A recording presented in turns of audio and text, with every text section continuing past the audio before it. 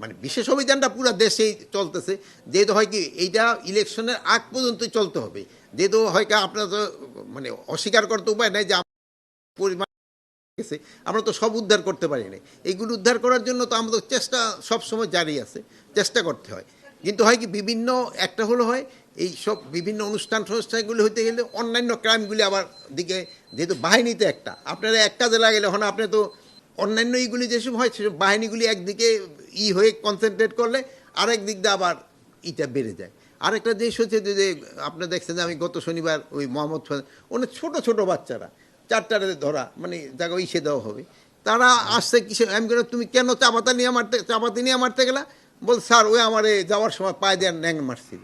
মানে এখন এই যে ইগুলি মানে আগে কিন্তু এরকম ছিল না, যে এই মানে একটু ন্যাং মারছে দেখাই চারজন লোক এসে যাইতেছে তারা চাপাতে দিয়ে মারার জন্য, হয়তো সামনাসামনি পাইলে হয়তো কবই দিয়ে দিত।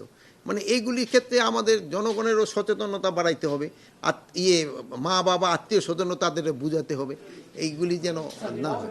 কে অংশ নিবে কে অংশ নিবে না এটা আমার স্বরাষ্ট্র মন্ত্রণালয়ের প্রশ্ন না, আমার হলো নির্বাচন যেসব হবে, যেসব আইন শৃঙ্খলা পরিস্থিতি যেন ভালো থাকে, এই জন্য আমরা সব ধরনের প্রস্তুতি নিচ্ছি। এর আগে আমরা বলছি যে আমরা কিন্তু ট্রেনিংও করাচ্ছি, এবং সরকারের একটাই হলো যে তারও কিন্তু একটু ওই ফোর্সের সংখ্যা বাড়ানোর জন্য কিন্তু একটা দিয়ে দিচ্ছে, স্যাংশন দিয়ে দিচ্ছে।